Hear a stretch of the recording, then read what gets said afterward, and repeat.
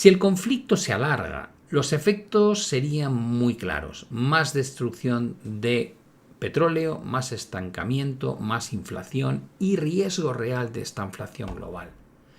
Según Bloomberg Economics, se estima que con el crudo a $110 por barril, el golpe sería duro pero manejable.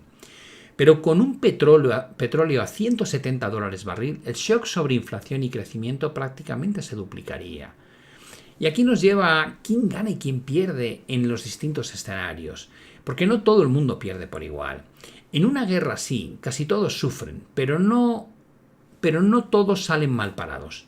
Algunos podrían incluso ganar mucho. Digamos que el primer gran perdedor, aunque parezca mentira, es Irán. ¿Por qué? Porque aunque pueda presentar resistencia y aunque use Hormuz como baza negociadora, está soportando la mayor parte de las bajas, la destrucción de infraestructuras y un deterioro enorme de sus relaciones con sus vecinos. Además, su economía ya estaba tocada por sanciones, sequía y debilidad estructural. Puede convertir la guerra en una prueba de resistencia, sí, pero el coste para el país es enorme.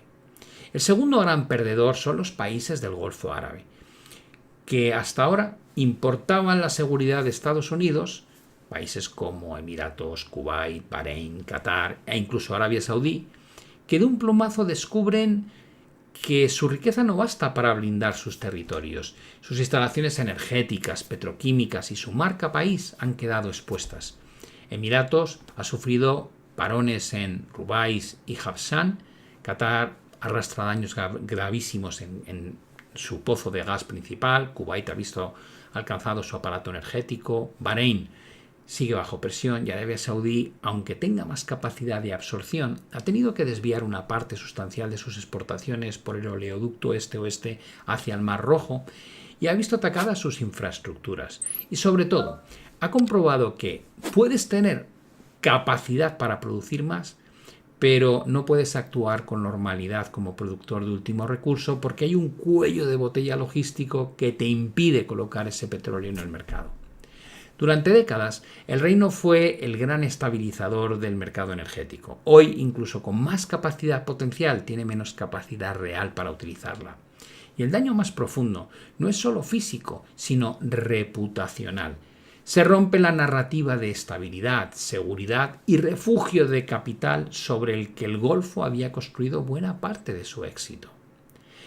El tercer gran perdedor es Líbano, por una doble razón. No solo por la destrucción física y el desplazamiento masivo que se está produciendo por los ataques de Israel, sino porque la guerra contra Hezbolá está fracturando aún más el tejido interno del país.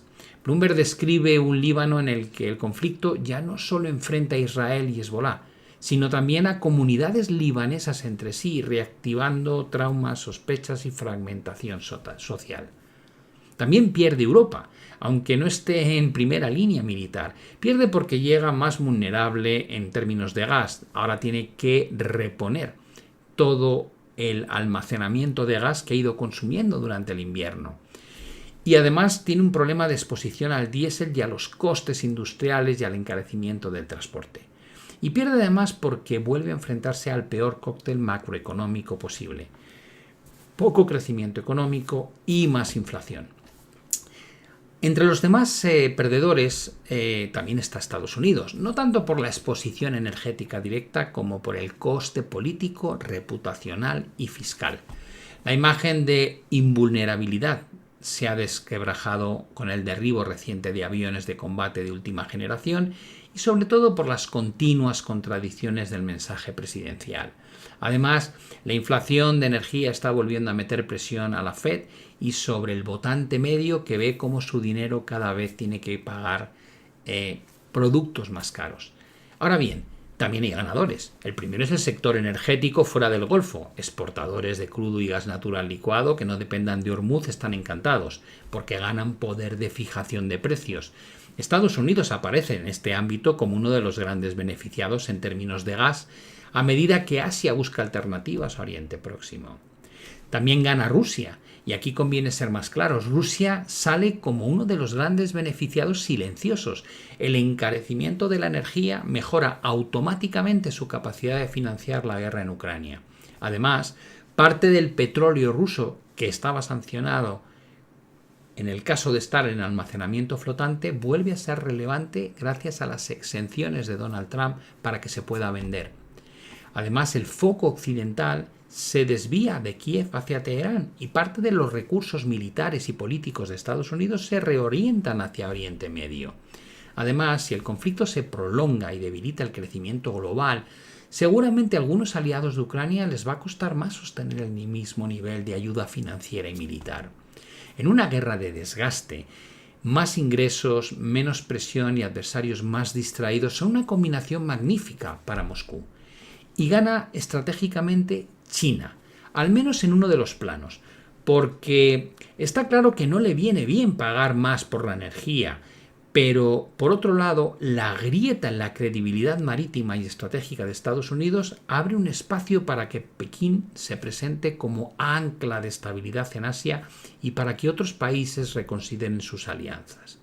Pero aquí hay que añadir dos cosas importantes. La primera es que China está pudiendo medir en vivo y en directo cómo actúa Estados Unidos en un conflicto militar complejo, cómo toma decisiones, cómo gestiona la escalada, cómo coordina aliados, cómo justifica sus movimientos. Para Pekín, pensando sobre todo en un futuro conflicto con Taiwán, esta guerra es un laboratorio estratégico de enorme valor. La segunda es que Estados Unidos está desviando fuerza militar desde otras áreas hacia Oriente Próximo y además está consumiendo parte de sus reservas de armamento de alta gama. Bloomberg advierte que el uso de misiles costosos y menos abundantes está drenando inventarios pensados para adversarios potenciales más exigentes, como por ejemplo un conflicto con China en el futuro. Todo esto reduce, al menos, digamos temporalmente, la capacidad disuasoria estadounidense en el Indo-Pacífico y sugiere que reponer ciertos arsenales puede llevar no meses, sino años. También hay ganadores más concretos. Cuando hablamos de sectores, por ejemplo, sector de defensa, ciberseguridad, navieras con capacidad de cobrar primas muy superiores, aseguradoras especializadas en guerras y han cubierto bien sus riesgos, y determinados productores petroquímicos fuera de la región que está más afectada. Y aquí llegamos al punto de qué está pensando, qué pasa por la cabeza de los grandes líderes, porque merece la pena entender cómo están actuando y probablemente qué tienen dentro de su cerebro que les lleva a gestionar el conflicto de la manera que lo hacen.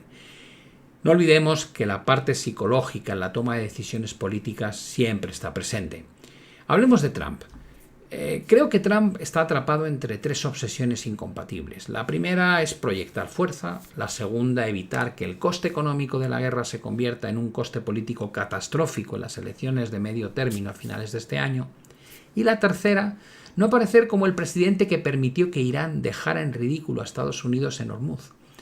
Por eso, creo que alterna mensajes de escalada brutal con insinuaciones de salida rápida.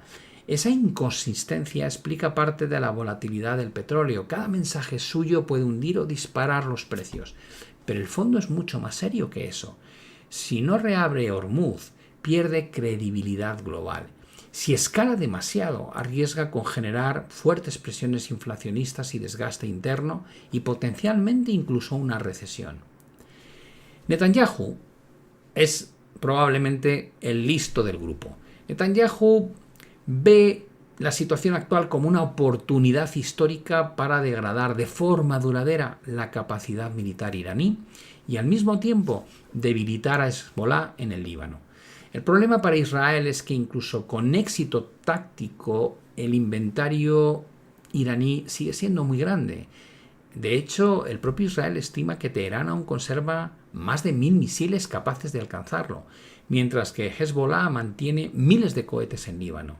Esto quiere decir que Israel tiene que estar preparado no para una operación corta, sino ante meses potenciales de desgaste, refugios y coste económico.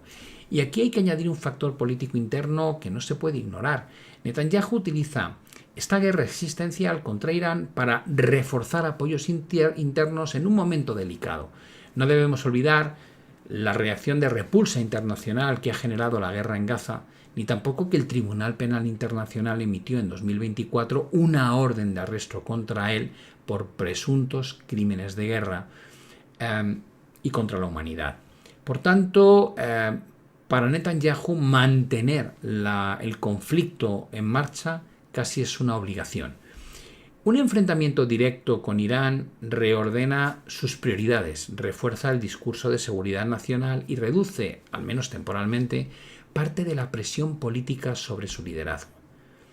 Si hablamos de los ayatolás en Irán, la lógica del régimen iraní es totalmente distinta.